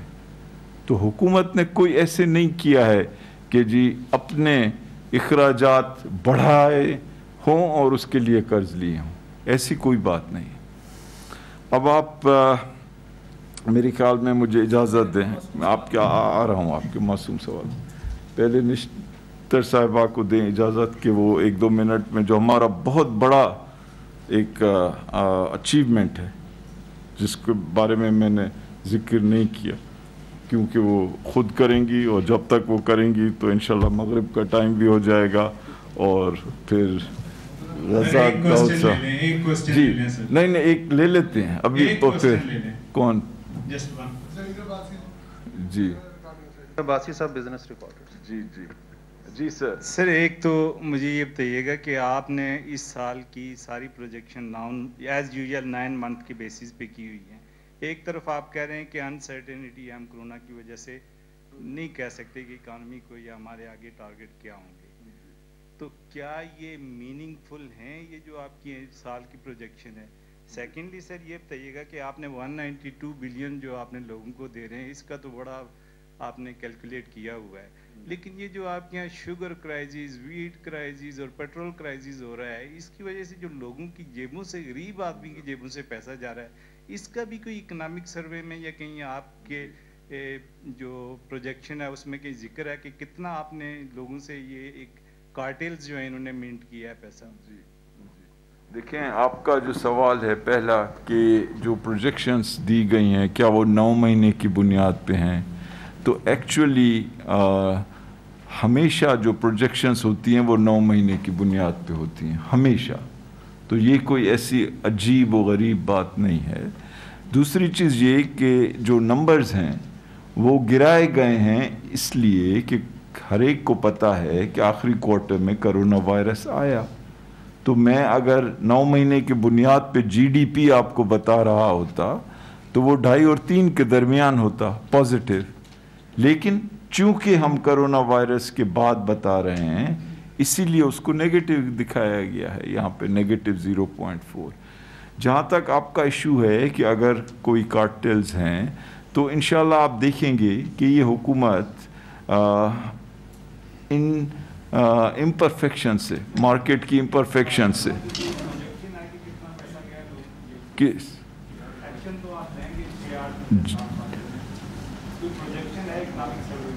नहीं, इकोनॉमिक सर्वे का मकसद ये प्रोजेक्ट करना नहीं होता है कि किस शोबे में कि जी किस चीज़ की कीमत बढ़ गई तो उसकी वजह से किसकी जेब से कितना निकला, लेकिन अगर आप कह रहे हैं तो इंशाल्लाह अगले साल डॉक्टर साहब जब ये सर्वे बनाएं तो ये आइटम भी डालें। चलें आप डॉक्टर साहब आप करें, फिर रज़ाक साहब करें, फिर मैं आपके सवालों के जवाब फाइनेंस सेक्रेटरी से कहूँगा कि वो देंगे। ठीक है, बहुत शुक्रिया एडवाइज़र साहब। बिस्मिल्लाहिर्रहमानिर्रहीम। जैसे कि आप सबको मालूम है पाकिस्तान की तारीख़ का सबसे बड़ा समाजी तहफ़्फ़ुज़ का जो ऑपरेशन है एहसास इमरजेंसी कैश, वो पाकिस्तान की तारीख़ में ग़ालिबन सबसे मुश्किल हालात में हुआ था और अभी भी जारी है, क्योंकि लॉकडाउन्स शुरू में थे और इसके साथ साथ कोरोना वायरस के फैलने का बहुत डर था। ये जो प्रोग्राम था ये 1 करोड़ 20 लाख ख़ानदानों के लिए शुरू हुआ था और आज ही वज़ीर आज़म ने मंजूरी दिया है कि इसका दायरा कार जो है 1 करोड़ 60 लाख ख़ानदानों तक इसके दायरे कार को बढ़ाया जाए। पिछले 9 हफ्तों में हमने अल्हम्दुलिल्लाह 1 करोड़ ख़ानदानों से ज़्यादा की मुआवनत की है और 121 अरब रुपए जो हैं वो अभी तक तकसीम हुए हैं, अभी सिलसिला जारी है। आपको जैसे कि हम बताते चले जा रहे हैं, इसकी फ़िलहाल 4 कैटेगरीज़ हैं, अभी तक तीसरी कैटेगरी की पेमेंट चल रही है और जो चौथी कैटेगरी की जो पेमेंट है जो वज़ीर आज़म के कोविड फ़ंड से फंडिंग जिसकी होगी उसका भी अब आगाज़ हो चुका है। हमने इस प्रोग्राम की तश्कील के लिए جو انوویشن کا سہارا لیا کہ پاکستان کی جو اسٹرینتھس ہیں، یعنی کہ ہمارے نظام میں جو نیشنل آئیڈینٹی کارڈ نمبرز کا سسٹم ہے، جو موبائل فونز کا جو سسٹم ہے، اور جو ڈیٹا انالیٹکس کا جو نظام ہے، اس کو استعمال کر کے ایک جدید طریقے سے لوگوں کی معاونت کی جائے. اور اس میں ہم نے شفافیت کو خاص طور پہ ملحوظ رکھا ہے. پروگرام کے شروع ہونے سے پہلے ہی ویڈیوز جاری کی گئی تھیں جس میں اس کا تمام طریقہ کار بیان کیا گیا تھا. اب اس کی ایک تفصیلی رپورٹ اگلے ہفتے آنے والی ہے. انفارمیشن پورٹل پہ پاکستان کی تاریخ میں پہلی دفعہ تحصیل لیول تک یہ معلومات دی جاتی ہیں کہ کس تحصیل میں کتنے حقدار ہیں، ان کو پیسے کیسے دیے جا رہے ہیں، کتنے اکاؤنٹس کریڈٹ ہوئے ہیں، کتنے اکاؤنٹس نکال لیے گئے. تو یہ پہلی دفعہ ایسے ہوا ہے. قواعد و ضوابط کی پوری طرح پاسداری ہوتی ہے، اور بالکل ہی یہ ایک سیاسی مداخلت سے ایک بالکل ہی کی کوئی اس میں جگہ نہیں ہے. یہ بھی میں آپ کو بتاتی چلوں کہ اتنے بڑے آپریشن کو پر عمل درآمد کرنے کے لیے ہمیں بہت مشکلات کا سامنا کرنا پڑا ہے. گلگت سے کراچی تک ہزاروں سینٹرز پہ بیک وقت پیسے دینا انتہائی مشکل حالات میں ایک بہت ہی مشکل مرحلہ تھا ہمارے لیے. پہلے ہی ہفتے میں ہمیں پتہ چلا کہ لاجسٹکس کے ایشوز ہیں، بہت بڑی کیش مقدار میں موو کرنا ہوتا ہے، اس کے مسائل، لوگوں کی تصدیق کرنے کے لیے بائیو میٹرک ویریفیکیشن کرنی پڑتی ہے، ریئل ٹائم کنیکٹیوٹی چاہیے ہوتی ہے. دور دراز علاقوں میں یہ ایک بہت ہی مشکل چیز ہے. پھر کرونا وائرس کی اسپریڈ کے تناظر میں وہ تمام اقدامات کو ملحوظ رکھنا یہ ایک آسان چیز نہیں تھی. پہلے ہی ہفتے میں ہمیں پتہ چلا کہ فائنینشیل لٹریسی کی جو حالت ہے وہ آن گراؤنڈ وہ بہت ہی ویک ہے. لوگوں کے پاس کریڈٹ نہیں، فون پہ کریڈٹ نہیں ہوتا تھا. لوگ صرف فون سن سکتے ہیں، اس سے میسج نہیں کر سکتے.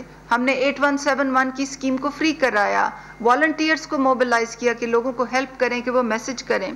پھر ہمیں یہ پتہ چلا کہ جو ریٹیلرز ہیں جو ہمارے ساتھ کیش ڈسبرسمنٹ کرتے ہیں ان کو انسینٹیو نہیں ہے کہ وہ اس مشکل حالات میں کیش ڈسبرس کریں.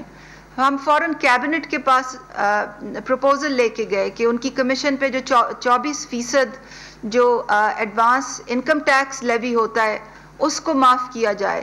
ہر پروونشل کیبنٹ کے پاس یہ مسودہ لینے گئے کہ ان کی کمیشن پہ جو 16% سیلز ٹیکس ہوتا ہے آپ بھی اس کو معاف کریں. آپ یہ تمام چیزوں کو تناظر میں رکھیں کہ اتنے مشکل حالات میں تمام قواعد و ضوابط کو ملحوظ رکھتے ہوئے پوری حکومت کی مشینری نے اکٹھے کام کر کے اور یہ ایک بہت ہی مشکل چیز ایگزیکیوٹ کی ہے. ہم نے بدعنوان عناصر کے خلاف پوری طرح سے مکمل جنگ جاری رکھی جو کہ ان معصوم لوگوں کے پیسے کاٹتے تھے فیلڈ میں، اور جیسے ہی ہمیں پتہ چلتا تھا ان پہ ایکشن ہوتا تھا. پھر جو بائیو میٹرک فیلئر کا جو مسئلہ سامنے آیا کہ جن لوگوں کے انگوٹھے خراب ہیں ان کے لیے دوسرا طریقہ کار نکالنا، بینکوں کے ساتھ بیٹھ کے، اسٹیٹ بینک کے ساتھ بیٹھ کے. اس کے بعد ڈیٹا ڈریون میسیجنگ کی اپنی لمیٹیشنز ہوتی ہیں کیونکہ وہ سب آٹومیٹک ہوتا ہے. جن گھر کے سربراہان کی وفات ہو گئی اور اگر ان کو میسج جاتا تھا تو اس کے طریقہ کار نیا نکالنا، سافٹ ویئر میں چینجز لانا، SOPs میں چینجز لانا، بورڈ سے اپروول کرانا، ECC کے پاس راتوں رات فائل لے کے جانا، کیبنٹ سے اپروولز، ان تمام چیزوں کی کرانا. تو یہ کافی کہنے کا یہ مطلب ہے کہ یہ نہ صرف اس میں شفافیت کو ملحوظ رکھا گیا ہے مگر ایک ہول آف گورنمنٹ اس میں رسپانس تھی. یہ خالی میری منسٹری کا کام نہیں تھا، اس میں ٹیکسوں کی معافی کرانی، EC سے اپروول کرانا، فائنانس منسٹری سے پیسوں کی ریلیزز کروانا، کیبنٹ سے اپروول کرانا، پولیس کے ساتھ کوآرڈینیشن، ہر پروونشل گورنمنٹ کے ساتھ کوآرڈینیشن. یہ ایک بہت ہی بڑا مرحلہ تھا. اور میں آخر میں یہ کہنا چاہوں گی، مغرب تک تو نہیں فلور لوں گی، مگر آخر میں یہ کہنا چاہوں گی کہ یہ بالکل ہی غیر سیاسی بنیاد پہ یہ ہوا ہے. وزیر اعظم کی خاص ہدایت پہ جب بھی ہم لوگ تمام لوگ احساس ایمرجنسی کیش کے متعلق کوئی چیز وزیر اعظم کے پاس لے جاتے تھے تو وہ ہمیشہ یہی کہتے تھے کہ میرٹ پہ کرنا ہے، غیر سیاسی بنیادوں پہ کرنا ہے. पूरी तरह शफाफियत को मलहूज रखना है। और अगर आप हमारी इंफॉर्मेशन पोर्टल में कैटेगरीज देखें तो आपको ये पता चलेगा कि ना तो सिर्फ नंबर्स की शफाफियत है, मगर नंबर्स आपको ये भी बताते हैं कि ये इसकी एग्जीक्यूशन बिल्कुल गैर सियासी बुनियादों पे हुई है। और मैं तमाम मीडिया कम्युनिटी की बहुत शुक्रगुजार हूँ कि उन्होंने हमारा बहुत साथ दिया है। और मैं ये भी कहना चाहती हूँ कि ये इस स्कीम का जो सेहरा है वो तमाम गवर्नमेंट की जो नेक नियति है वो उसको रिफ्लेक्ट करता है। ये कोई खाली मैं दोबारा कहूँगी मेरे डिवीज़न की वो नहीं है, ये तमाम हुकूमती काबीना की और तमाम हुकूमत की नेक नियति का अक्कास है कि हमने इतनी शफाफियत और कवायद व ज़वाबित को मलहूज रखते हुए गैर सियासी बुनियादों पे पाकिस्तान की तारीख का सबसे बड़ा जो समाजी तहफ़्फ़ुज़ का प्रोग्राम था उसको अल्लाह ताला के हुक्म से एग्जीक्यूट किया है। और ये हमारी हुकूमत को अल्लाह ताला ने ये सादत बख्शी कि ये काम हमारे हाथ से हुआ। Thank you. ये मैसेज इस पे करें, उस पर 6 करोड़ रुपया इजाफी सार्फिन से वसूल किया गया लोगों से, गरीब लोगों से, क्या आप वो उन लोगों को वापस करेंगी? देखिए जी, जैसे कि मैंने बताया वो 8171 की जो SMS स्कीम थी वो हमने दूसरे ही हफ्ते उसको फ्री कर दिया था। पहले जो वसूल कर चुके थे 6 करोड़ रुपया, उसकी वजाहत करें ना। देखिए जी, SMS में तो बहुत होता तो 1 रुपया लगता है, वो 1 जो लगता है, तो टोटल मिला के 6 करोड़ रुपया आपने गरीब लोगों से ले लिए जी। उसकी एग्जैक्ट कॉस्ट जो है वो मैं कैलकुलेट कर दूंगी, मगर जैसे मैं दोबारा ये आपसे अर्ज करना चाहती हूँ कि जैसे ही दूसरे हफ्ते हम फील्ड में गए और हमें ये इशू पता चला कि लोगों के पास गुर्बत का ये आलम है कि लोगों के पास क्रेडिट नहीं होता था, तो फौरन ही हम मुतल्लिका इदारों के पास गए, PTA के पास गए, नादरा के पास गए और हमने उसको फ्री करवाया। अच्छा हुआ कि आपने ये सवाल किया कि मुझे ये भी मौका मिल गया कि मैं नादरा का भी शुक्रिया अदा करूं, क्योंकि उन्होंने हमारे साथ बिल्कुल मिल के इसमें काम किया था। चलें, I think let's stay with the budget. Let's go to the finance secretary. की वो फी होती है, मैं आपको ब्रेकडाउन प्रोवाइड कर ये आप इनको दे दें ताकि इनको बहुत इंटरेस्ट है इस टॉपिक में, तो प्लीज उनको ये इंफॉर्मेशन दें। सर, वो शहबाज ने पूछा था रिगार्डिंग द कैश बफर और डेट प्रोफाइलिंग, तो बड़ा क्लियर है, कैश बफर बिल्कुल रखा गया फॉर द सिंपल रीजन के we are not borrowing from the state bank, clear है, सो दैट इन्फ्लेशनरी हमारे पे ना रहे। तो स्ट्रेटेजिक रीजंस थे। स्ट्रेटेजिक रीजंस में आप ये देख लें कि इस दफ़ा हमने वेज एंड मीन्स जो बढ़ाया प्रोविंसेस का, तो we used in the sense the buffer also कि ये ऑस्टेरिटी और कोई ऐसा उसमें असर वाली बात नहीं है, क्योंकि इवेंचुअली ये स्टेट बैंक प्रॉफिट्स के हमारे बड़े हैं। Secondly, debt reprofiling under the PFM act we had to do it also because of the fact कि हम चाह रहे थे कि हमारी जो कैप हुई है सॉवरिन गारंटीज उसमें इशू ना आए और हमें क्लियर पता चले कि हमारा क्या है क्या नहीं। जैसे कि एडवाइजर साहब ने फरमाया था, वी वांटेड टू बी बिल्कुल ट्रांसपेरेंट इन ऑल दिस, तो हमारी कोशिश यही रही है कि ये रहे। Thank you. डॉक्टर साहब, लास्ट कमेंट ऑन एक्सपोर्ट्स के बारे में। जी, आपको याद है कि जब हमारी हुकूमत आई थी उस वक्त बातें हो रही थी कि ये मुल्क में डी इंडस्ट्रियलाइजेशन हो रहा है और हमारी इंडस्ट्रीज पिकअप नहीं कर रही और हमारे एक्सपोर्ट्स स्टैग्नेंट है, तो वहाँ से हम लोग ने शुरू किए थे। तो हमारी मेन फोकस ये थी कि हमें पाकिस्तान को एक्सपोर्ट के तरफ तवज्जो देना है।